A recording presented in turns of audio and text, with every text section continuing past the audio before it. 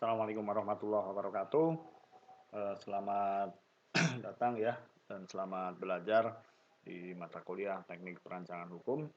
Kembali lagi bersama saya Faisal Adi Surya di channel kita ya. Channel nggak tercinta amat ya. Yang penting mata kuliah dan fasilitas untuk kalian dari saya semaksimal mungkin lewat ini ya. Karena memang disusun secara sederhana dan ya yang penting ilmunya lah.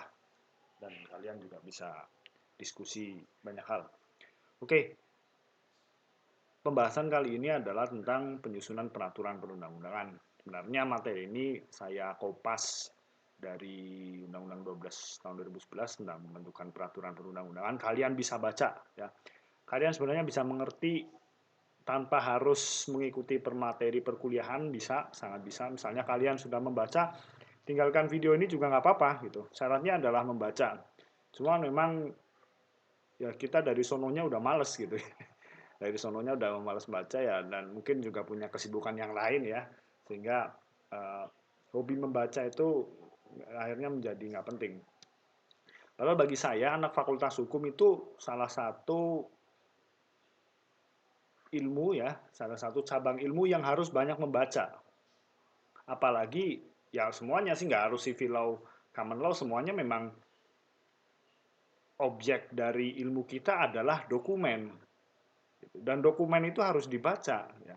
Tidak seperti misalnya kedokteran atau biologi ya atau sosiologi yang eksperimennya adalah bukan eksperimen dokumen. Nah, eksperimen kita itu dokumen gitu. Jadi memang harus syaratnya memang harus banyak membaca. Kalau kalian memang nggak banyak membaca ya susah menjadi seorang ahli hukum ya. Ya katakanlah loh Pak, itu ada kok pengacara teman saya nggak bisa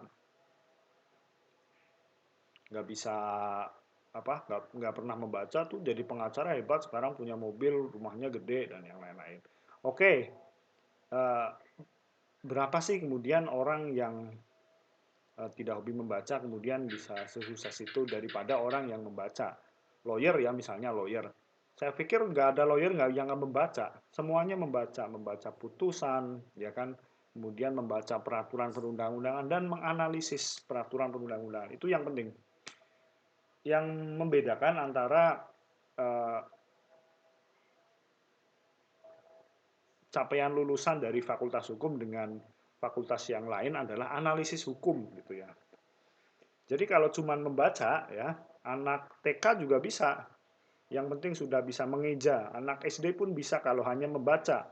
Nah, analisis hukum adalah yang bisa ada hanya kita ya. Maka di sini saya akan menambah beberapa tentang analisa hukum ya dari perspektif saya. Kalian punya perspektif lain, monggo. Saya nggak maksa ya. Jadi tentang penyusunan peraturan perundang-undangan ya.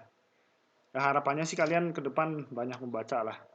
Apapun itu dibaca. Saya kecil itu hidup di kecamatan yang kecil ya, bukan bukan kecamatan besar, dan kabupaten saya kabupaten kecil, Kabupaten Pemalang. Saya suka membaca, bahkan apapun saya baca dulu ya. Apapun ya, ada nemu buku gitu di rumah saya baca, meskipun sebenarnya pada awalnya nggak paham. Dan Anda bayangkan di kecamatan kecil ya, daerah Dudongkal itu, Pemalang ke selatan itu nggak ada ya nggak ada hiburan ya, saya nggak ada hiburan untuk apa memuaskan hobi saya membaca ya, saya bacanya apapun gitu. Ya, tapi itu hal lain lah. Intinya dalam hal ini saya ingin menekankan bahwasannya kemampuan kalian menganalisis dan membaca satu kasus hukum itu sangat penting ya. Meskipun sebenarnya kalian nggak hobi membaca, tapi memang harus membaca. Kalau mau sukses ya, kalau mau sukses jadi lawyer, mau jadi intinya yang latar belakangnya hukum harus membaca. Ya.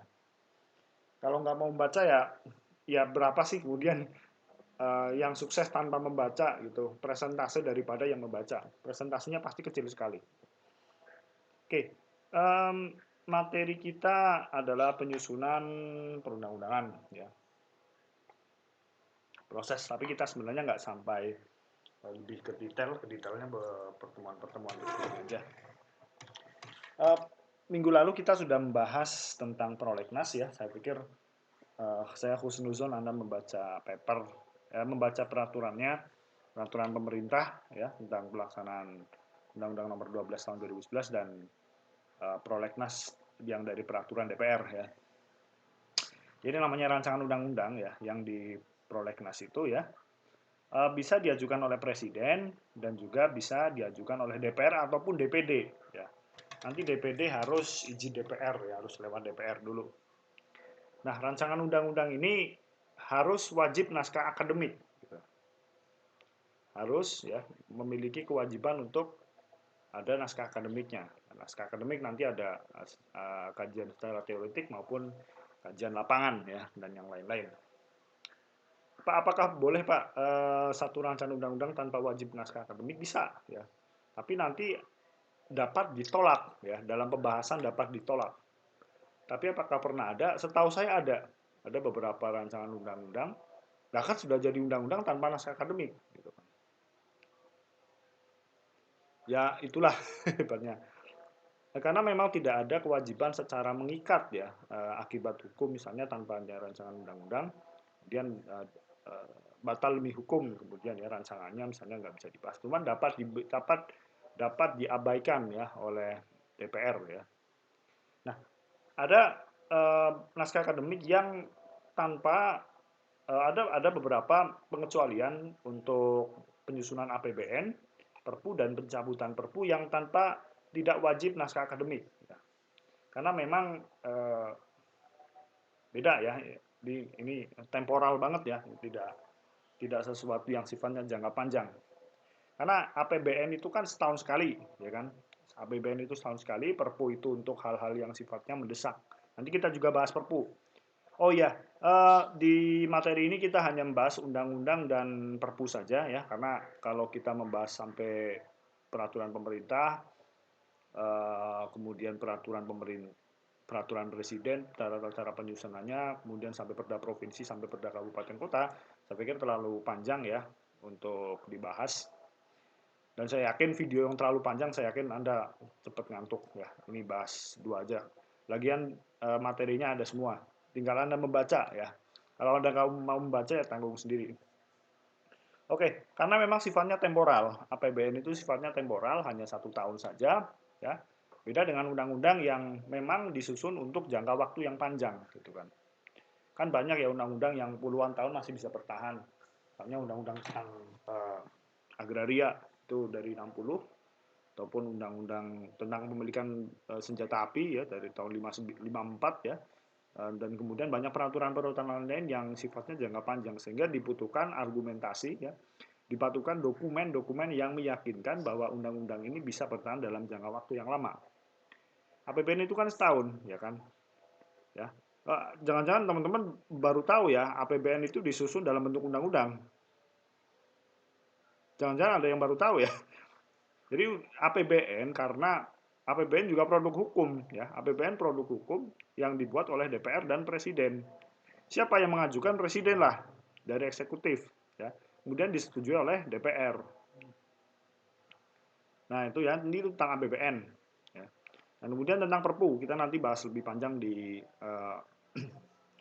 bab tentang Perpu ya. Jadi Perpu itu tentang peraturan pemerintah pengganti undang-undang. Ini dikeluarkan presiden dalam keadaan yang ihwal kegentingan yang memaksa. Nanti kita bahas juga ihwal kegentingan yang memaksa itu apa. Apa jenenge HP ini presiden dicolong itu kegentingan yang memaksa atau presiden bane bocor ini kegentingan yang memaksa itu seperti apa kita harus bisa mengetahui ya secara objektif. Kemudian pencabutan Perpu ya, pencabutan Perpu. Jadi Perpu itu diusulkan presiden dalam masa sidang berikutnya ya. Di Undang-Undang Dasar tulisannya masa sidang berikutnya. Nah, misalnya ditolak itu bisa dicabut. Itu pencabutannya juga lewat undang-undang, ya kan? Pencabutan Perpu itu lewat undang-undang meskipun pada dasarnya bisa dibatalkan oleh Mahkamah Konstitusi ya. Lewat jurisprudensi putusan nomor 138 tahun 2013 ya. 2008 atau 2009 atau 2013 saya lupa. Pokoknya hakimnya Prof Mahfud ya. Oke, itu untuk rancangan undang-undang. Kemudian untuk TBD memang terbatas dalam 5 hal. Dalam tentang otonomi daerah, hubungan pusat dan daerah, pembentukan dan pemekaran serta penggabungan daerah, tentang pengelolaan sumber daya alam dan sumber daya ekonomi lainnya, dan terakhir tentang perimbangan keuangan pusat dan daerah. Jadi DPD itu pada dasarnya itu eh, kamar ketiga ya, kamar ketiga dari parlemen yang sifatnya itu lebih mewakili kepentingan daerah atau istilahnya itu senat. Ya. Jadi dia hanya mewakili kepentingan daerah, tidak bisa kemudian ke isu-isu yang sifatnya strategis. Misalnya tentang isu keamanan, itu nggak bisa karena memang daerah tidak punya kewenangan tentang keamanan. Tata pemerintahan kita itu kan menggunakan teori residu ya atau teori sisa. Jadi kewenangan itu menumpuk di pusat ya, baru kemudian didistribusikan kepada daerah ya. Sehingga kewenangan daerah itu terbatas karena teori sisa. Nah, teori residu ini berbalik misalnya di negara federal seperti Amerika Serikat, yang mana negara bagiannya itu memiliki kewenangan yang kuat ya. Jadi kewenangannya itu ada di negara bagian ya, di bagian semua, kemudian sisanya ada di pusat. Jadi pusat itu kewenangannya sedikit gitu. Beda dengan kita gitu kan.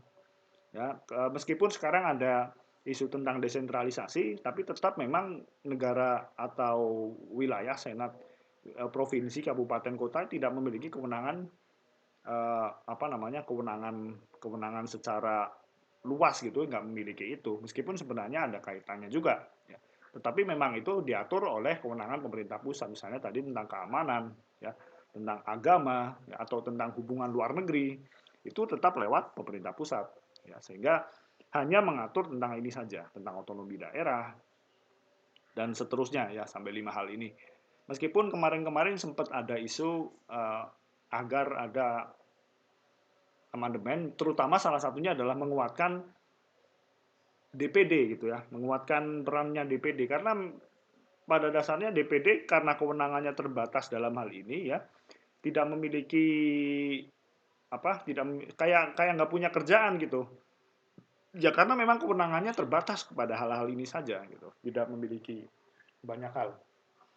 Ya, itu untuk DPD ya. DPD jadi terbatas, kalau DPR bebas mau rancangan undang-undang tentang minuman alkohol atau minuman jamu kuat atau apapun elektronik dan sebagainya ya. DPD nggak bisa nyentuh itu.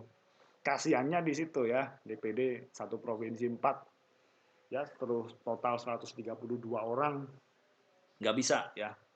Kewenangannya terbatas. Maka dari itu ya ada keinginan untuk perluasan kewenangan dari DPD itu seperti apa. Nah, rancangan dari DPR itu diajukan ki anu ya apa jenenge? Misalnya menggawe rancangan yang mengajukan itu DPR, rancangan itu bisa diajukan oleh anggota DPR, komisi. Komisi itu duit ya Mas ya. Mas Mbak, nanti menganggapnya komisi itu duitnya DPR akeh. Wah, terus biaya terus gabungan komisi atau alat kelengkapan DPR. Jadi komisi itu alat kelengkapan DPR juga. Ya. Jadi alat kelengkapan DPR itu eh, badan yang memiliki tugas tertentu untuk melaksanakan kewenangan yang diberikan kepada DPR. Ya. Misalnya pengawasan legislasi, pengawasan maupun tentang fungsi anggaran. Itu hanya untuk melengkapi. Nah, komisi itu di DPR ya. DPR RI sendiri misalnya ada 9. Ya. Ya, komisi 1 misalnya mengawasi tentang keamanan. Ya. Komisi 2 misalnya tentang isu-isu dalam negeri. Komisi 3 yang terkenal ya, paling galak itu tentang hukum HAM dan keamanan. Komisi 4 pertanian, terus komisi 5 apa ya? Terus komisi komisi lah ya banyak lagi lah. Karena komisi 8 misalnya tentang agama dan sosial dan seterusnya ada 9 komisi dan itu adalah alat kelengkapan DPR. Itu bisa mengajukan rancangan undang-undang. Nah, dalam hal ini fraksi itu bukan alat kelengkapan DPR ya, fraksi partai. Misalnya ada partai PDIP, ya, ada PKS, ada Nasdem, ada Demokrat. Nggak bisa mengajukan rancangan undang-undang karena bukan alat kelengkapan DPR. Ya, di sini yang bisa mengajukan undang-undang bahkan anggota DPR seorang pun bisa, ya, anggota DPR seorang. Nanti Anda bisa dibaca di peraturan DPR itu, seorang DPR itu bisa mengajukan rancangan undang-undang. Jadi nanti dia syaratnya harus minta persetujuan kepada anggota DPR yang lain. Dan komisi, gabungan komisi, atau alat kelengkapan DPR yang khusus menangani bidang legislasi atau DPD. Ya, karena DPD nanti harus lewat DPR. Syarat dia mengajukan rancangan undang-undang. Ya, karena memang dia masih satu kamar dengan DPR ya. Nah, ini sebenarnya agak menarik juga. MPR kewenangannya terpisah dengan DPR DPD. Tetapi kenapa DPD masih nginduk ke DPR? Itu kajian panjang lah. Nah, ini misalnya menangani bidang legislasi itu yang terkenal itu BALEK ya. Badan Legislasi Dudu sing liyane yo, biasanya singkatannya sing liyane iki. Kemudian pengharmonisasian, pembulatan dan pemantapan konsepsi rancangan undang-undang berasal dari DPR dikoordinasikan dengan alat kelengkapan DPR yang khusus menangani bidang legislasi, jadi BALEK. Biasanya BALEK ya. Jadi misalnya anggota DPR punya rancangan, komisi punya rancangan, gabungan komisi punya rancangan, mereka bersatu kemudian ke BALEK. Nah, nanti BALEK yang akan mengkoordinasikan hal itu ya, mau dibahas atau kemudian dicarikan studinya atau seperti apa, yaitu lewat BALEK. Nah, kalau lewat presiden ya, ini Anda harus paham dulu ya, bahwasanya presiden dan DPR itu punya fungsi legislasi. Ya, karena di pasal 20 dijelaskan bahwa undang-undang itu dibentuk oleh presiden bersama DPR ya. Nah, rancangan undang-undang kalau presiden itu disiapkan oleh menteri atau pimpinan lembaga pemerintah atau non kementerian ya. Biasanya ini dikoordinasikan oleh Kementerian Polhukam ya. Sekarang Prof Mahfud ya. Prof Mahfud Polhukam, Politik Hukum dan Keamanan, karena memang ada menteri koordinasi dan ada kemudian ada menteri yang di bawahnya ya. Karena dulu nomenklatur kementerian itu beda-beda ya. Baru tahun 2015 itu ada undang-undang tentang kementerian ya.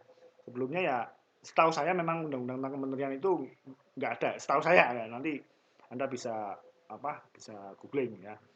Benar, oh salah ya udah nggak apa-apa. Karena memang ya nggak tahu, setahu saya 2015 tentang nomenklatur kementerian. Jadi kementerian itu harus dibagi-bagi ya nama kementeriannya, dan ada kementerian koordinator. Nah, kementerian koordinator nanti tugasnya adalah bla bla bla bla, sudah ada dalam undang-undang itu ya. Karena dulu ada sebutannya, misalnya ada menteri tanpa portofolio. Anda kalau ngulik-ngulik sejarah, menteri tanpa portofolio apa ya? Menteri tanpa kerjaan. Zamannya dulu ada, saya bingung menteri tanpa portofolio itu ya. Portofolio kertas mau piye? Wah, bukan bukan bukan portofolio itu ya. Artinya portofolio kertas ya, sehingga ngumpul ke tugas.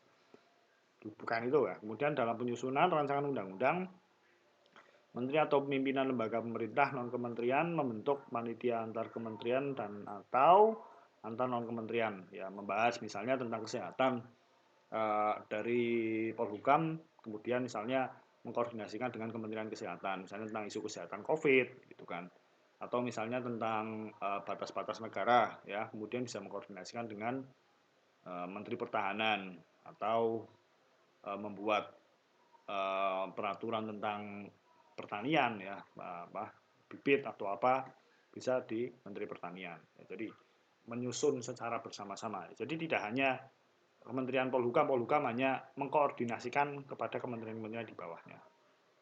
Nah, kalau penyusunan lewat DPR tadi, misalnya udah BALEK ya, BALEK selesai tadi, ya, anggota bisa ngusul ke BALEK ya, kemudian menyurati ke presiden, ya, namanya surat pimpinan.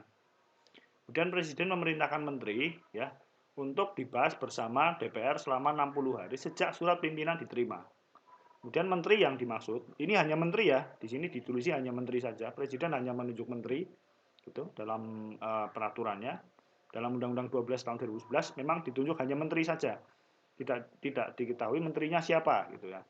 Kalau menterinya ada 34. Nah, kemudian menteri ini yang ditunjuk oleh presiden mengkoordinasikan dengan menteri yang mengurusi bidang hukum untuk turut membahas bersama DPR ya, dibahas bersama selama 60 hari sejak surat pimpinan diterima. Terus Pak, kalau 60 hari ternyata kemudian tidak sepakat, DPR ternyata tidak, presiden ternyata tidak sepakat dengan usulan DPR, ya berarti memang tidak diterima. Ya, usulannya tidak diterima. Misalnya apa? Oh, nanti di presiden saja yang ya bukan di sini ya, case-nya bukan di DPR tapi di presiden. Berarti tidak diterima. Nah, sama, presiden juga sama. Presiden atau pemerintah dalam hal ini punya usulan undang-undang. Kemudian ke pimpinan DPR memberikan surat presiden. Nah, nanti presiden memerintahkan menteri. Kayak tadi aja, cuma dibalik presidennya yang ngasih pimpinan DPR. Kalau itu usulannya presiden. Kalau usulannya DPR, yang ngasih surat itu DPR. Kalau presiden yang ngasih surat presiden, ya, memberikan surat presiden nanti dibahas selama 60 hari sejak surat presiden diterima. Kemarin ada contoh terbaru, Undang-Undang Haluan Ideologi Pancasila. Itu memang yang menyusun adalah pemerintah. Ya. Kemudian pemerintah membuat surat presiden ya, surat presiden untuk kemudian dibahas di pimpinan DPR dan ternyata di pimpinan DPR itu ditolak, tidak dibahas RUU HIP ini. Ya. Nah, kemarin kan ramai ya, RUU HIP ada Eka Sila, Trisila, dan yang lain-lain. Katanya disusupi komunis ya. Saya waktu itu diskusi juga sama teman-teman. Saya tidak sepakat itu komunis ya. Katanya komunis. Sebenarnya kalau dibaca-baca bukan nggak ada komunis-komunisnya sih. Kalau dibaca-baca ya, tapi ya nggak apa-apa lah kalau pendapatnya beda, mungkin bacaannya beda. Jadi itu ya penyusunannya lewat presiden kemudian memberikan surat presiden kemudian dibahas. Kalau kemudian 60 hari nggak selesai, bablasan. Nah, 60 hari misalnya nggak selesai, kemudian suratnya dikembalikan ya. Artinya pengusulan pembahasan tentang undang-undang itu tidak dibatalkan atau tidak tidak dibahas kembali. Nah, itu untuk penyusunan undang-undang. Nah, terakhir untuk penyusunan Perpu. Jadi sebelum kita membahas tentang Perpu ya, kita lihat Perpu terlebih dahulu itu apa. Nah, Perpu itu ada dalam Undang-Undang Dasar ya. Dalam pasal 22 disebutkan dalam hal ihwal kegentingan yang memaksa. Nah, dalam hal ihwal kegentingan yang memaksa, Presiden berhak menetapkan peraturan pemerintah sebagai pengganti undang-undang. Sebenarnya nggak ada istilah Perpu, jadi kita cuma singkatan aja. Jadi istilah di Undang-Undang Dasar itu peraturan pemerintah sebagai pengganti undang-undang. Kemudian konjungsi sebagainya hilang. Sebagai produk hukum dijadikan peraturan pemerintah pengganti undang-undang, kemudian disingkat menjadi Perpu. Ya. Kemudian peraturan pemerintah itu harus mendapat persetujuan DPR dalam persidangan yang berikut. Nanti kita bahas satu persatu yang menjadi sumir atau jadi perdebatan di mana. Kemudian jika tidak mendapat persetujuan, maka peraturan pemerintah itu dicabut. Ya, jadi misalnya nggak di DPR. Yang pertama tentang Perpu. Ya, ada ihwal kegentingan yang memaksa. Ya. Menurut kalian ihwal kegentingan yang memaksa itu apa? Saya tadi contohkan presiden misalnya pakai mobil ya, sama sama ya, Pak Jokowi jalan-jalan sore-sore golek maem karo Jan Etes. Terus mbak mobil presiden tanpa pengawal terus bannya bocor. Wah, ini piye iki gak ada tambal ban di sekitar istana. Kemudian dia membuat perpu tentang istana, perpu tentang tambal ban di sekitar istana. Apakah itu diperbolehkan? Karena genting misalnya presidennya tanpa pengawalan di tengah kemacetan bisa terjadi sesuatu yang tidak diinginkan. Nah, ini ihwal kegentingan yang memaksa seperti apa? Nah, kebetulan saya ketemu materinya dari Prof. Saldi, sempat nulis tentang eksistensi Perpu ya. Jadi Perpu itu menurut Prof. Saldi itu bagian dari hak konstitusional yang sifatnya itu subjektif. Kenapa subjektif? Karena memang ya yang dinamakan kegentingan yang memaksa itu tidak kita dapatkan padanan dalam peraturan perundangan manapun. Peraturan perundangan itu tidak menjelaskan hal ihwal kegentingan yang memaksa itu nggak ada. Tidak ada penjelasan yang lebih lanjut. Kegentingan yang memaksa itu seperti apa. Maka menurut Prof. Saldi, ini makalahnya Prof. Saldi, ketentuan itu disebut sebagai hak konstitusional subjektif. Sementara ini Prof. Saldi membandingkan ketentuan pasal 12 Undang-Undang Dasar disebut konstitusional objektif. Apa pasal 12 itu? Pasal 12 itu tentang keadaan bencana atau pernyataan perang ya, saya agak lupa. Presiden menyatakan keadaan bahaya. Nah, cara dan akibatnya keadaan bahaya ditetapkan dalam undang-undang. Ada undang-undangnya nomor tahun 57. Saya nggak lupa ya, istilah Belandanya dulu saya hafal kok lupa saya. Negara keadaan darurat, apa ya? Nanti nanti bisa baca ya. Nah, ini adalah syarat-syarat dan akibatnya keadaan bahaya diatur dengan undang-undang. Jadi eh, sifatnya itu tidak subjektif. Hanya presiden saja yang berhak menentukan perpu. Nah, di sini keadaan bahaya itu harus lewat ditetapkan dengan undang-undang. Dalam hal ini memang presiden harus diskusi dulu dengan DPR gitu. Jadi nggak boleh menetapkan secara sepihak. Dalam hal ini ada dua pihak yang sama-sama membahas, yaitu presiden dan DPR. Dalam keadaan bahaya, nah, karena ditetapkan dengan undang-undang. Ya. Jadi karena lewat undang-undang, dan undang-undang itu kan produk kesepakatan antara DPR dan pemerintah. Nah,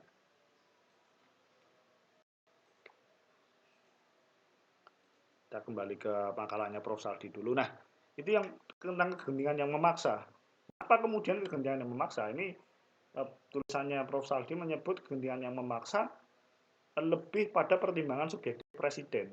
Jadi presiden melihat ketok iki nganggo perpu wae iki diatur nek lewat DPR kesuwen dadak persetujuan, dadak regulasi yang agak rumit itu mending nganggo perpu wae. Nah, seperti itu lebih ke subjektif. Nah, ini disebut pada masa Orba, Pak Harto benar-benar maknai perpu semacam pintu darurat ya atau bypass ya untuk dalam situasi yang darurat alias memaksa saja. 6 tahun hanya diterbitkan 6 perpu saja. Ini zamannya Pak Harto ya 66 sampai 77. Nah, namun sementara itu setelahnya perpu seperti lebih digunakan sebagai langkah untuk membypass proses pembentukan undang-undang secara normal dengan adanya 22 perpu ya setelah 77 ya. Memang ada sebelum 77 ada geger politik, setelah itu tidak. Adanya 22 perpu, kegentingan yang memaksa itu kehilangan makna. Ini ada data jumlah perpu per tahun, DAK 66 ya.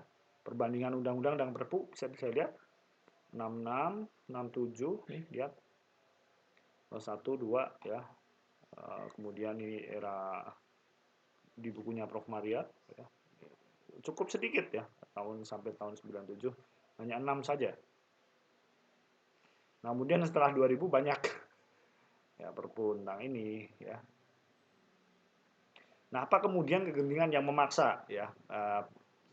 Bila merujuk teoretik harusnya tidak boleh terjadi hujan perpu ya. Menurutnya. Ada 4 hal yang bisa dijadikan kategori ihwal kegentingan yang memaksa. Ya, eksistensi negara tergantung tindakan yang darurat yang dilakukan ya. Misalnya terjadi bencana alam gitu atau tentang keadaan yang sifatnya luar biasa. Misalnya tentang Covid kemarin itu kan sesuatu yang luar biasa. Karena ada beberapa regulasi-regulasi yang tidak mengatur.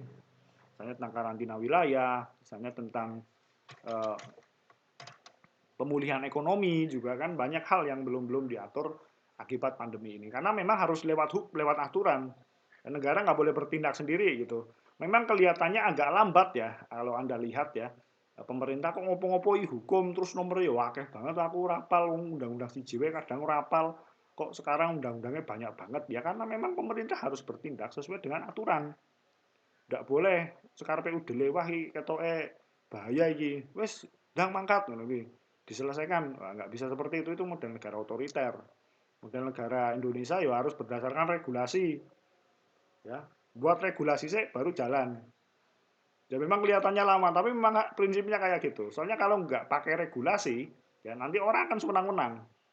Ya, prinsip pertama itu pemerintah bertindak berdasarkan regulasi. Dimanapun seperti itu. Ya.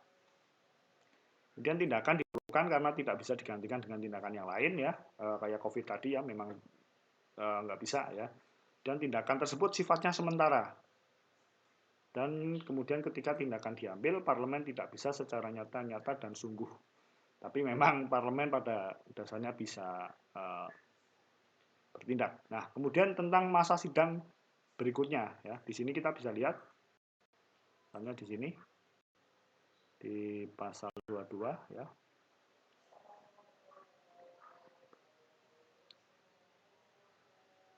Peraturan pemerintah harus mendapat persetujuan Dewan Perwakilan Rakyat dalam persidangan persidangan yang berikut. Nah, persidangan yang berikut itu persidangan yang gimana?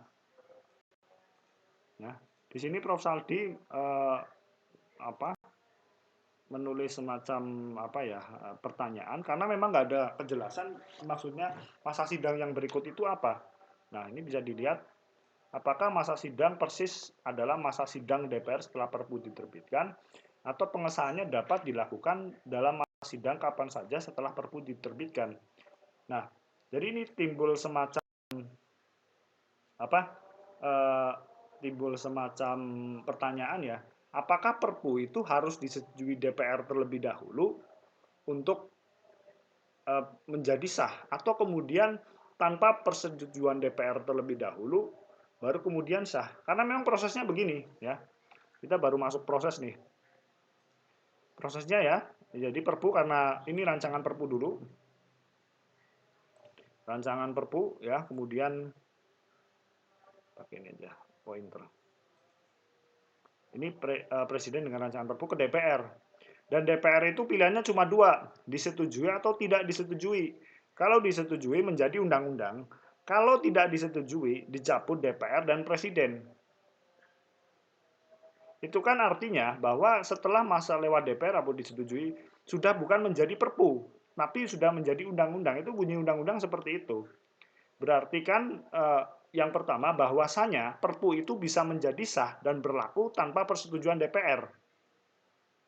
Karena kalau dengan persetujuan DPR sudah bukan menjadi Perpu, tapi menjadi undang-undang. Contohnya tentang COVID kemarin ya, itu kan awalnya dari Perpu dan kemudian menjadi Undang-Undang Nomor 1 Tahun 2020.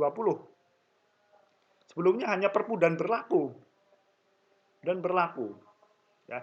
Pertama itu, jadi tanpa persetujuan DPR, Perpu itu bisa berlaku. Kemudian yang kedua adalah jurisprudensi Mahkamah Konstitusi. Putusan nomor 138 ini di Prof. Saldi ada, makalahnya ada. Putusan nomor 138 tahun, ini dilewat aja deh. 2009 ya. Mengukuhkan bahwa secara substansi sebelum adanya pendapat DPR, Perpu tersebut sah dan berlaku seperti undang-undang. Nah, ini MK menjadi satu jawaban dalam polemik ketatanegaraan karena Perpu itu secara literal tidak disebutkan di mana ketika Perpu itu dianggap bertentangan dengan Undang-Undang Dasar. Jadi Perpu ketika dianggap bertentangan dengan Undang-Undang Dasar, itu secara aturan perundang-undangan nggak ada, tetapi Mahkamah lewat putusannya ya menjadi jurisprudensi untuk mahkamah berikutnya gitu. Ya berlaku untuk semua kan ya. Karena sifatnya erga omnes ya. Jadi Perpu sebelumnya di Undang-Undang Dasar tidak memberikan secara jelas bahwa Perpu ketika dianggap melanggar Undang-Undang Dasar itu diujinya di MK, tetapi MK memberikan satu terobosan baru bahwa Perpu bisa diuji di Mahkamah Konstitusi sebagai sebuah norma hukum. Karena kedudukannya yang sama dengan undang-undang sehingga bisa diajukan di Mahkamah Konstitusi. Dan ini jadi presiden ya untuk sidang-sidang berikutnya. Mahkamah bisa menggunakan putusan nomor 138 ini untuk menguji Perpu ya terhadap Undang-Undang Dasar. Jadi pada dasarnya Perpu itu memang tidak usah menunggu pembahasan DPR untuk menjadi sah dan berlaku. Bersifatnya mengikat. Dan itu bisa diuji di Mahkamah Konstitusi. Nah, misalnya tidak disetujui itu dicabut DPR dan Presiden. Nah, ini juga ramai lagi ya, soalnya pencabutan satu peraturan itu kalau tidak dengan peraturan yang levelnya sama atau dengan peraturan yang ada di atasnya. Mencabut Perpu, ya misalnya dengan Undang-Undang Dasar udah nggak mungkin, ya amandemen susah. Dengan TAP MPR lebih susah lagi karena memang sidangnya 5 tahun sekali kan TAP MPR. Ya yang mungkin kan adalah dengan undang-undang itu sendiri. Nah pertanyaannya apakah Perpu harus dicabut dengan Perpu, berarti Presiden mengeluarkan Perpu lagi, terus kemudian diuji lagi, atau hanya dengan undang-undang. Nah ini yang menarik, karena ya ini saya belum tahu ya, apakah sudah ada undang-undang yang pernah mencabut Perpu, saya belum tahu ya. Ini nanti coba bisa dijadikan tema riset bagi teman-teman, misalnya mau ngambil skripsi, undang-undang yang mencabut tentang Perpu, ya ada atau enggak, ya bisa di riset. Oke, itu dari saya ya, eh, materi pertemuan kali ini untuk teman-teman. Kurang lebihnya mohon maaf. Wassalamualaikum warahmatullahi wabarakatuh.